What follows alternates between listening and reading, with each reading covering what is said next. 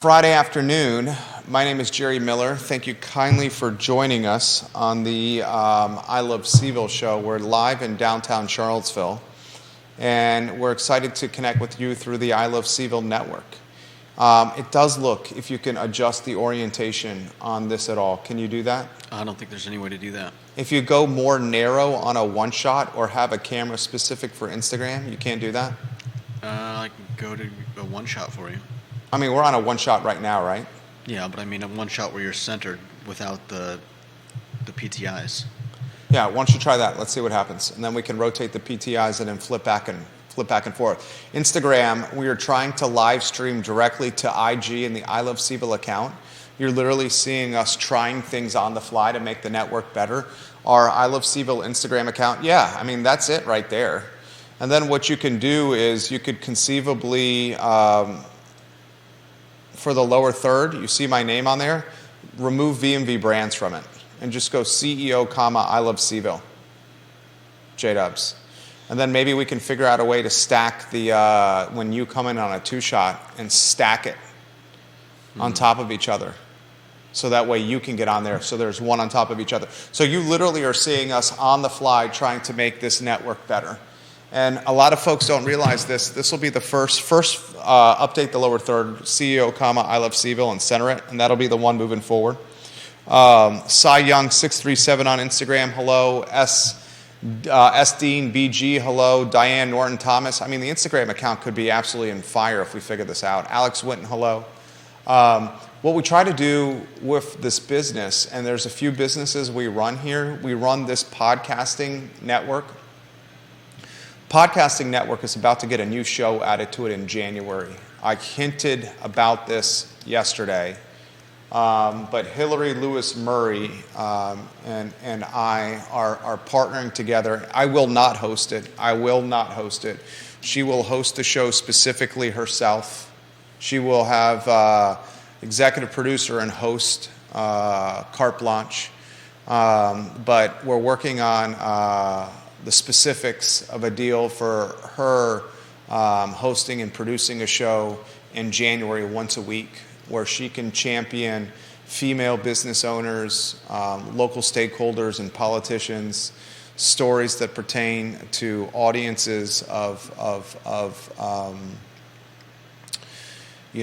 national and local and regional mindsets. I think she's got a voice that is valuable and should be heard.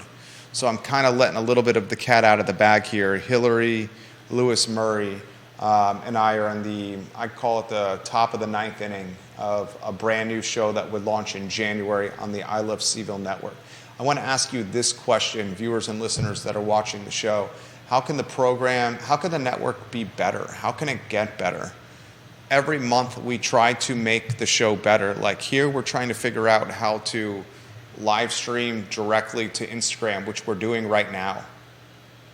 And we realize that with Instagram, there's 12,800 followers on this account that can now watch us on IG, and a lot of folks are specifically loyal to that platform.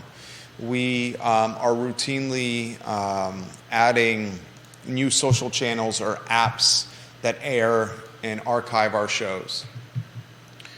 We are expanding the content funnels with new partnerships. One looks like it's about to launch in January with a show that's got a female focus. I think we need a female voice on this network.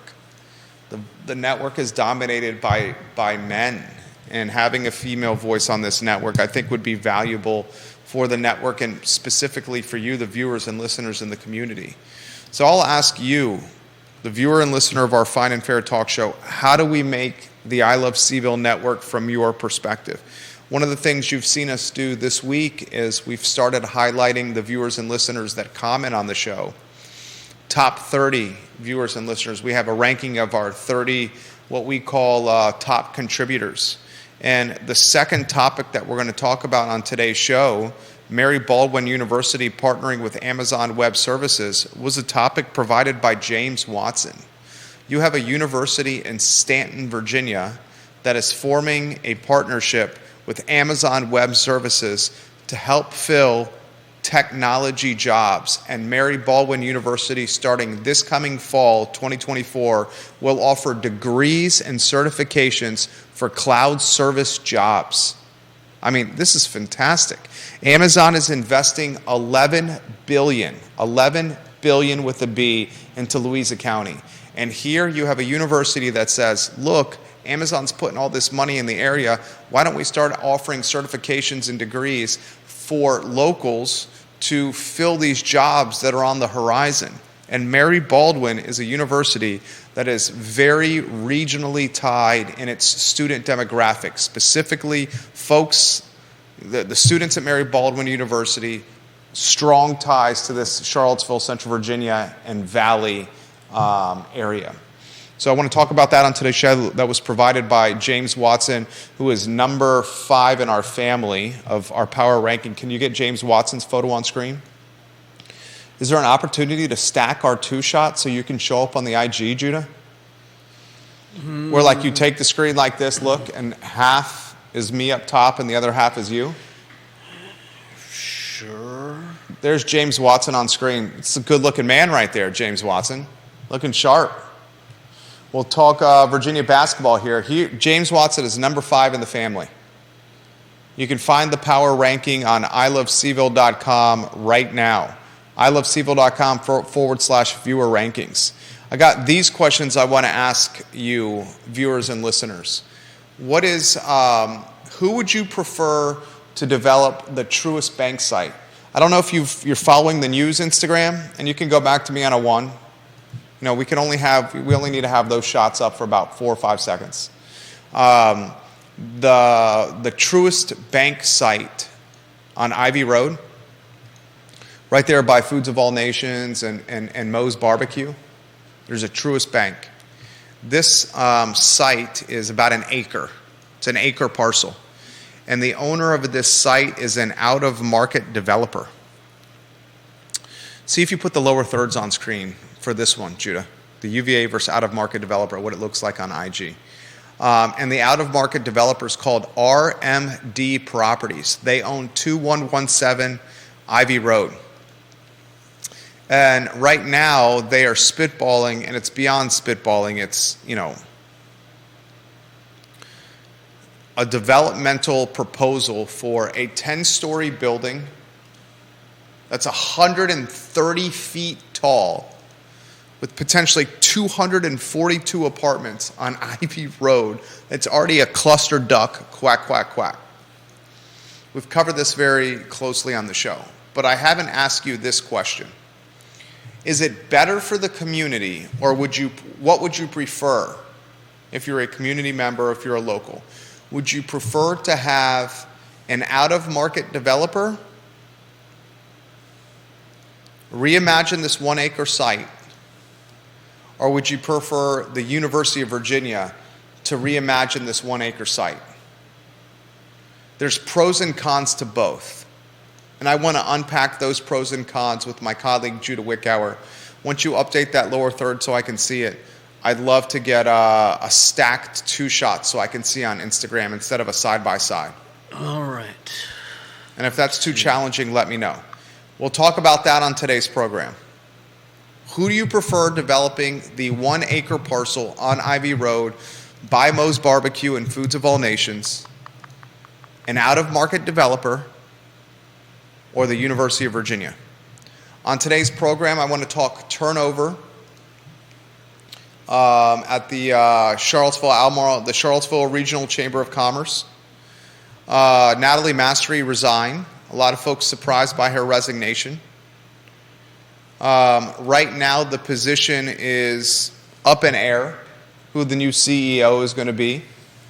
I want to ask this question on the heels of the surprising resignation of the Charlottesville Chamber of Commerce CEO, who'd been on the job for,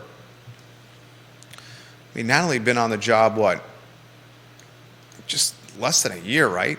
A handful of months. What's the future of business networking? What is the future of the Chamber of Commerce? It's no secret, And I'm a huge fan of business networking. I'm a huge fan of the Chamber of Commerce. But it's no secret the Chamber for some time has been trending older with its demographic. I think that's fair to say, right? I think that's fair to say. So I'm going to ask you this question. What is the future of business networking, and is it tied to an official organization where people are paying dues to, or has business networking evolved into a different capacity where perhaps it's not a dues-based organization? We'll talk about that on today's show. We will talk basketball with Virginia and Northeastern set to tip off Saturday at 6 p.m. Tony Bennett's got a top 20 team here. Top 22 team. I want to talk about, can this Virginia men's basketball team make a legitimate ACC regular season championship push, ACC tourney push, Sweet 16, Elite 8 push? Is Tony Bennett's team, his current team, the most athletic team he has fielded in the Tony Bennett era here in Charlottesville? Is the upside so significant that this could be a Final Four bunch? All those topics and more on the show. We'll further introduce you to our 30 most influential viewers and listeners. We have a ranking on our website. But I want to lead with this topic. And Judah, if you have a two-shot ready to rock and roll, let me know, because I would love to see it. I'm working on it. We're trying to make the network on the fly better. Let me know, what's ETA, do you think, on that too? Not too long. Okay. All right, viewers and listeners, this is what I want to ask you this question. Logan Wells-Kalelo, welcome to the broadcast. Thank you kindly for joining us. Vanessa Parkhill, we'll get to your comment here in a matter of moments. We're literally doing something on the fly. It's like throwing the spaghetti against the wall and see if it sticks, with live streaming directly to Instagram to try to reach 12,800 followers on the I Love CVille Instagram account. How do we make the network better? That's a question for anyone that's watching the show. How do we make the I Love CVille Network better? We have thick skin. We are open-minded to constructive criticism. How do we do what we're doing on a daily basis better? You may want to take off the lower third and just go to my name there. I'll give you some updates of what we've done, and then I'll ask for your opinion of how do we make the network better. We've been at this for, in this podcasting network capacity, 5-6 years. Maybe you go studio camera so I can show them the set. Judah, we've completely created this set. Let us know we're on studio now. Yeah. We've completely created this set. The TVs, the branding, the lights, the flair. We had a much smaller table previously. It's a conference room table now. We've updated microphones. We've updated microphone cables and cords, microphone arms. We've updated chairs. We've updated the lighting. For example, the lights that are hanging from us above, they are literally, the light bulbs are $125 a light bulb. You have 3, 6, 9 of those light bulbs in here. We've added the branding backdrops. We have 1, 2, 3, 4, 5, 6. We have 7 cameras, a soundboard, 2 MacBooks. Well, 1 MacBook, MacBook Air, and 1 desktop Mac. We have fans to keep the set and the equipment cool. We have desktop cameras for different vantage points. 7 tripods, including a double try. 3 computers, 3 different softwares that we've customized into one that speak the same language to do this. So what I guess I'm trying to highlight is, and if you want to go to a 1, J-Dubs, that'd be good. What I'm trying to highlight is we're constantly trying to make the network better every month through either sweat equity or cash investment. Now I'd like to ask you, the viewer and listener, how we make it better. You got that 2-shot ready to go? Sure. Let's try the 2. Let's see if it works on screen on the IG Live, and then I'll compare it to Facebook and the other platforms that are currently live streaming. We're literally trying this on the fly, and this is how entrepreneurship improves, how you improve models, business models through entrepreneurship. You throw something against the wall and see if it sticks. Let me know when the 2's on there. It's on. We're on a 2. We're stacked on a 2. Yep. Wow, good job, Judah.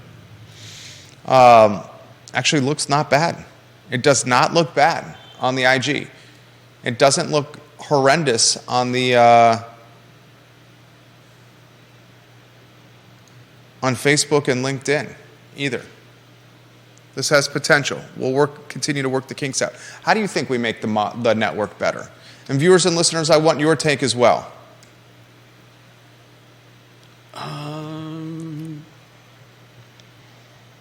I think we involve the viewers more. I think it'd be great to have the viewers come on the show more often.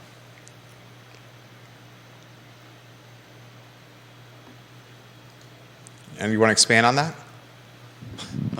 Does it need expansion? I mean, we've had a few of the viewers on before. I think Ginny did a great job when she came on last week. I think a lot of our viewers have a lot of interesting perspectives and definitely would like to give them the format to share their perspectives in more detail than just the occasional comment. I like the idea of adding once a week spotlighting a viewer or listener. I like that idea, and I like the idea of making the network more diverse with its voices. One of my goals for the network in 2024 is to distance myself from other shows to allow others the ability to shine. Like, new shows that are added to the network don't necessarily have to have me as a voice or as a talking head or as an on-camera personality. I think we have so much talent in the area. We could have individuals that are hosting their own shows on this network that do not involve me, except for being behind the scenes, offering guidance and advice and suggestions. You saw that with what we did with the Kyle Miller show that airs Thursdays at 2:15 on this network. You've seen that with Today y Mañana. I think you'll see that with Hillary Lewis Murray's show. Shows that are not tied with me being on camera or on air or behind the microphone. I'm excited for that. I'm also excited to introduce you to new people and diverse voices, because all we want with the network is to be the water cooler of conversation. As long as that conversation is about Charlottesville, Albemarle, and Central Virginia in some capacity, I don't care how it's delivered. Now, obviously, it's not going to be in, manners that are, on the cusp of breaking laws or some of this free speech. I think the free speech is going too far on college campuses. I find it disheartening. And as I've said, I'm a champion of free speech, but to a certain line.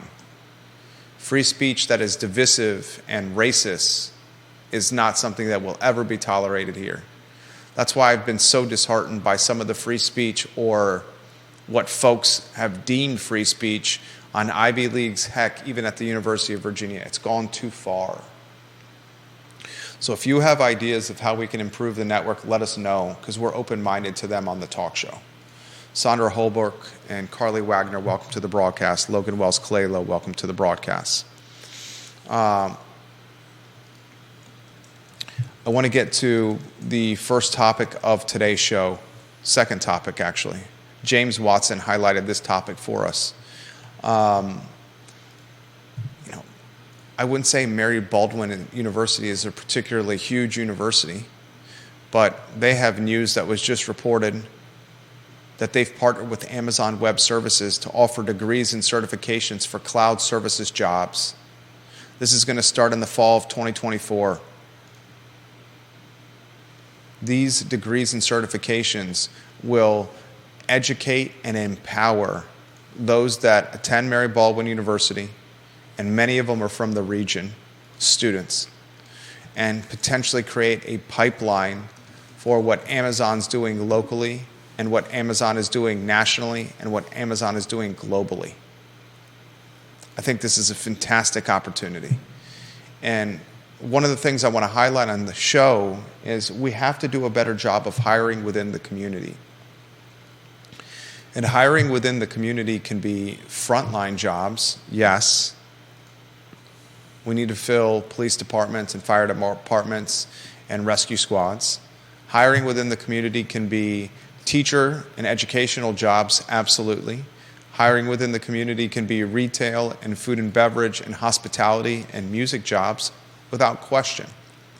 But there's been a disconnect with hiring within the community and the high-dollar, white-collar jobs that are science, technology, engineering, math. If we continue to be a bastion of science, technology, engineering, math, employment, and opportunities and jobs, and the folks that fill these positions come from outside the area, then it's just going to yield and lead gentrification at a much quicker clip. And I've been here 23 years, and in the 23 years I've been here in the Charlottesville area, a lot of me doesn't even recognize it. It's changed so fast. I mean, in the 23 years I've been here, I've seen a brewery, craft beer scene go from nothing, go from what, Star Hill and South Street, to us being one of the epicenters of craft beer on the East Coast. I've seen the vineyards and wineries explode, to now Wine Enthusiast magazine is calling us the world's best wine region, and that's a global publication. That's bananas to say.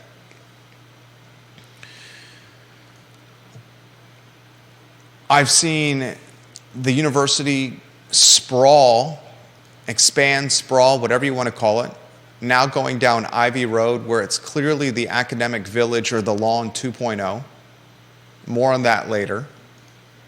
I've seen new schools birth left and right. The biotech and data science schools are good examples. I've seen buildings knocked down that I never thought would ever be knocked down. Did anyone ever think the tavern across from Barracks Road would be destroyed or eviscerated or evaporated? I never did. The place was always packed. Anyone ever think Little John's would close? Michael's Bistro would close? Anyone think they would see the level of chains or corporately owned stores on the UVA corner like they do now? Anyone ever think they'd see a vacancy rate of 10, 11, 12% on the downtown mall, empty storefronts? I never did. Anyone ever think that Greene County and the city of Charlottesville would be completely connected by commercial and retail and residential development up and down the 29 corridor? I never thought it would, but look at it now. There was a point where the northernmost development or developed aspect of the city was Barracks Road. I remember when the shops of Stonefield were being developed. It wasn't even called the shops of Stonefield, it was called something else. Now you can go from Southside Charlottesville to Culpeper County, and it's just commercial and retail and residential development, all the way up and down the corridor. It's changing so quickly. But one of the change is inevitable, undoubtedly, but one of the aspects of change that concerns me is we are evolving so quickly because of the educational and sophistication profile of the community. It's a smart place to live. There are thousands of people being birthed or graduating from the University of Virginia every year. And these folks are going into the job market, and many want to stay here. And as thousands of brilliant minds, 22 and 23 and 24 and 25-year-old minds, come from the University of Virginia, and as many of those thousands choose to stay in this area and create think tanks and science labs and family offices and financial firms and their next entrepreneurial endeavor or their first entrepreneurial endeavor, they are hiring for the most part from outside the community and bringing jobs or filling jobs here with folks that aren't tied to here. So one of the fastest and quickest ways that we can prevent gentrification and a completely new look for Charlottesville in this area is to figure out a way to take the folks that grew up in this area and get them jobs within the area. And those jobs aren't necessarily tied, don't necessarily have to be tied to the customary food and beverage, retail, hospitality, music, silos of work like we've generally seen. You know who's been a huge proponent of this is Dr. Wes Bellamy. And Dr. Wes Bellamy and I don't see eye to eye on a lot, but one of the things we do see eye to eye on is hiring from within the community and taking the populations within the community who are historically marginalized, either because of education or race or finance or school, and figuring out a way to empower them. That's why I'm excited this Mary Baldwin thing. Mary Baldwin partnering with Amazon Web Services is going to take a school that, for the most part, for a large part, has a regional student body and is going to offer an opportunity for college degree and certification tied to Amazon. I think that's a good thing. Now, I want to weave Judah back in on the two-shot as we figure this out. Mike Snyder, welcome to the broadcast. Let me know we're on a two. Two topics I want to talk about with you. All right. What do you think the future of business networking is? The reason I want to highlight this is the Chamber CEO, Natalie Massery, resigned her chief executive officer position less than 7 months on the job. Before that, Elizabeth Cromwell was the CEO. She held the position for 4 years, but she resigned in February, citing the stress or a need for different work post-pandemic. A lot of Elizabeth Cromwell's tenure was done during COVID. So here you got Natalie Massery, who's come on the program, resigning after less than 7 months, and the Chamber seeking yet another chief executive officer. I think the Chamber still has value. We personally are not members of the Chamber, our companies, but that's not that I don't see value in it. And I'm going to ask you this question. What do you think the future of business networking is? I'm glad you came to the expert. What do you think the future of networking is? It doesn't have to be business. I mean, you can utilize the concepts of what's the future of dating? What's the future of socialization? What's the future of sports? What's the future of nightlife? What's the future of eating? What's the future of business networking? They all fall in the same category. Yeah. Well, I think it's something that we're going to struggle with in the years to come because I think a lot of the stuff is connected to our overall health as a nation. COVID was a serious hit to us, and I think it's changed a lot of things. And I think in the coming years, we're going to see a lot more change. Kids, pretty much have iPhones and iPads is a ubiquitous part of their lives now, and they're going to grow up knowing things and doing things that we wouldn't have imagined as kids. And I think it remains to be seen how that's going to, over the next few years, just change everything. I don't know that I have the answers to how it's going to change. No, I think you're onto something. And if the future of networking or what we call peer-to-peer contact or peer-to-peer interaction or human interaction altogether is technology heavy, which I think we all see this coming, then what is the role of something like the Chamber of Commerce that is not necessarily technology focused? Like when the Chamber of Commerce is looking to hire its new CEO, should the Chamber of Commerce be looking for someone that has the gift of organizing and galvanizing and strategizing people, but also someone that has the skill set of doing it through technology? Like, is the future of networking having mixers at a bar or at an auditorium or in an after-hour spot and having people mingle and have to drive there and spend 2 hours in person? Or is the future of a business networking organization similar to online dating where those connections are going to happen online? I think there's certainly still value to meeting in person. And I think in terms of the who they choose for a new leader, they could, if they had a good enough support staff, I'm sure they could get by without being a social media expert themselves. But the Chambers doesn't have much staffing. It's only a couple of people on staff. It's not like we have a deep level of team at the Chamber. I mean, the CEO and the president are carrying a lot of the weight. I think now, they do have a board of directors that provides value as well. In fact, the former chairwoman of the board of directors is now the interim CEO and president. I mean, it'll certainly be an important skill to be able to connect, not just in person, where you can look someone in the eye and shake their hand, but also have the knowledge and skills to keep in touch across a variety of social media platforms, and also be able to get people together, connect people, and make those connections that are vital to growing businesses.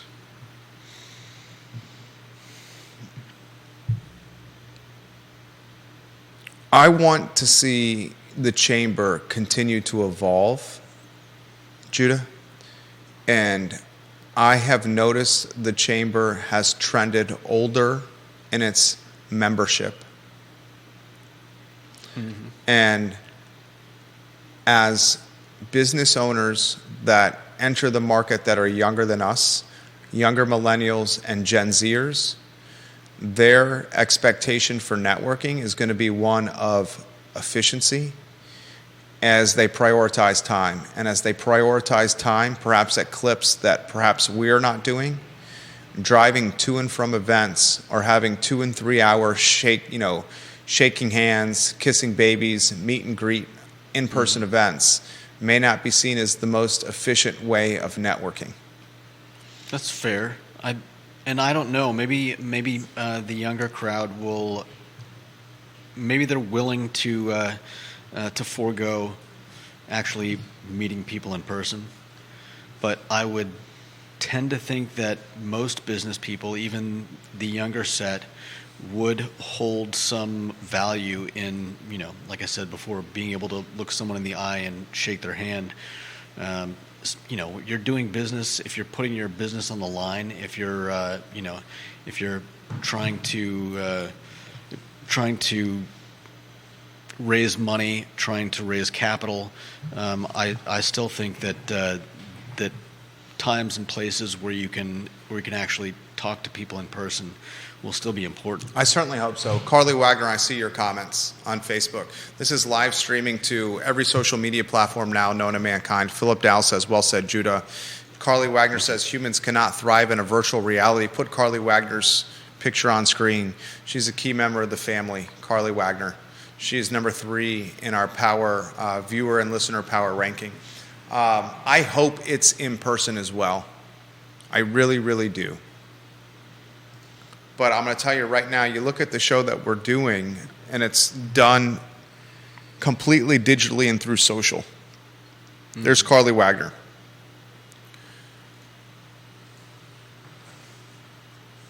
I would think the chamber should prioritize with its hiring someone with the skill set of taking the organization into a digital realm. No doubt. I also think the chamber needs to prioritize its membership and making its membership potentially a little bit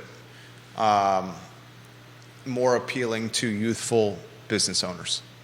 Mm-hmm. Have you been to a chamber event of any kind? I've been to many. No. No? They are enjoyable, but there's not many business owners there under 40, and you can count on one hand how many there under 35, and I can't think of any under 30 years old. And there's many that fit that demographic in the community. Yeah. Last topic that I want to throw to you, as we continue to evolve this technology, who do you think would be a better steward for that truest development property? And put Deep Throat's photo on screen. He's watching. He says, Deep Throat, number 1 in our power ranking. The university is less likely to build something on the truest site that creates a clustered duck in the middle of their own campus. So what the university will build in form is superior, but from a fiscal perspective, it is much better for a private developer to continue to own that land. Gosh, look at what he looks like on Instagram here. Deep Throat is an anonymous viewer and listener of this talk show. He says the best option is a private developer that is built, a private development that is built to appropriate scale, but good luck getting that with the planning commission. Yeah. I've heard through the grapevine, this is strictly speculation, that the current owner of the property doesn't have the money to take this apartment building and make it a reality. We're talking well over $100 million needed for this. So you think they're just... yes, jacking up, raising a ruckus to jack up the value to create an exit that's more lucrative for them. Yes, 100%. I think the University of Virginia would be a steward of this property because they would fit the Ivy Road model, the Ivy Road Academic Village 2.0 vision that they have. But as we've highlighted, if UVA buys another property, it takes it off the tax rolls, which increases the tax burden for all of us. Yeah. The time will eventually come where the University of Virginia will have to offer up money every year to offset the burden it's causing on citizens when it's taking properties off tax rolls, payment in lieu of taxes. That time is coming. Do you think maybe they'll just start expanding out into Albemarle rather than Charlottesville? They're already doing that. Yeah. That's already happening. Do they have the same deal with Albemarle, or do they just have carte blanche to... Albemarle County, Charlottesville City, you name it. When it's purchasing the nonprofit arm, they don't pay taxes on it. It's not specific to the jurisdiction. It's specific to its nonprofit status. Wow. Yeah, it's not just Charlottesville. And they're having the same impact in Albemarle County as well. So I would like to see, in this particular project, I do not think the out-of-market developer, from what I've heard, has the money to bring it to market. I think eventually the university will take over ownership of this project, and it's going to fall into the vision it has for Ivy Road. Time will tell. We'll talk about this on Monday. We'll continue to improve the technology on the show as we're live streaming literally to Instagram right now. It looks good. I want you to pick apart the Instagram feed here and tell me what you think, not now, but after the show, and how it can be better. One thing we could potentially do in this box is put the headlines on screen so folks can see it on IG, where your two-shot is. It's going to look odd on... We'll try things. We throw things against the wall and see if it sticks. Virginia basketball plays Northeastern on Saturday. That's a 6 o'clock tip-off on the ACC network. 6 o'clock tip on the ACC network. We'll get better every day for you on this network. And if you have an idea of making the network better, reach out to me, please, because we're very open-minded for your ideas and suggestions. He's Judah, I'm Jerry, and it's the I Love CVille Show on a Friday.